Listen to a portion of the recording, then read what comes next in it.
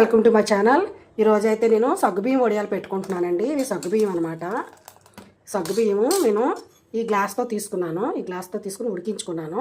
అసలు విషయం ఏంటంటే అసలు పర్పస్కి దేనికి వేరే చేద్దామని నేను ఉడికిస్తే అది కొంచెం పేస్ట్ అయిపోయినాయి అనమాట.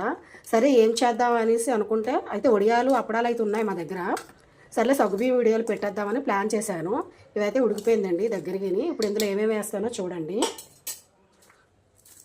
జీలకర్ర అండి, మిరియాలు నేను దంచుకొని వేసుకున్నాను. ఇంక ఇందులో పచ్చిమిర్చి పేస్ట్ అవి ఏం వేయలేదనమాట. మిరియాలు కూడా దంచుకొని వేసుకున్నాను.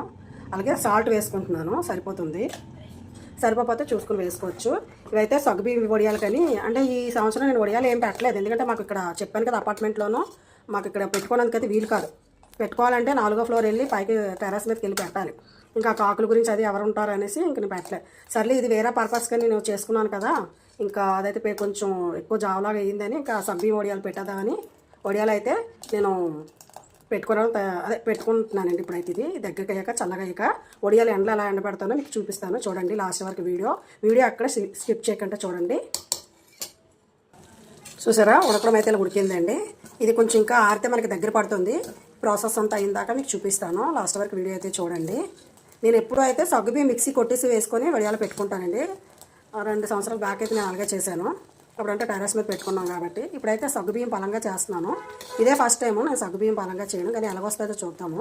అయితే నేను చెప్పాను కదా వేరే పర్పస్ మీద నేను సగ్గుబియ్యం ఉడికించుకుంటే అది కొంచెం పేస్ట్ అయిందని వదిలేశాను. ఇప్పుడైతే నేను సగ్గుబియ్యం వడియాలు అయితే పెట్టుకుంటున్నాను. చూస్తుండండి వీడియో ఎక్కడ స్కిప్ చేయకుండా. అయిపోయింది, మనం ఇంకా స్టవ్ అయితే ఆఫ్ చేసుకోవచ్చు. చల్లగా అయ్యాక మీకు చూపిస్తాను. చూసారు కదా సగ్గుబియ్యం అయితే ఇలాగ అయిపోయినాయండి. ఇప్పుడైతే మనం పెట్టుకుందాం ఎండలోను. ఈ ప్రాసెస్ చూపిస్తాను ఎలా పెట్టాలో. చూడండి ఇలా కొంచెం అయితే పెట్టుకుంటున్నాను.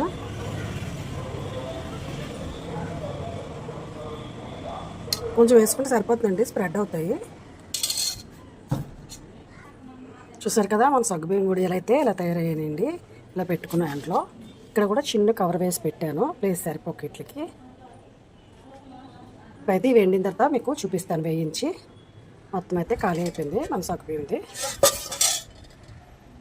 అండ్ ఫ్రెండ్స్ మన వడియాలు అయితే ఇలాగా అయ్యావి. అయితే ఇప్పుడు వేస్తుంది మా అమ్మాయి.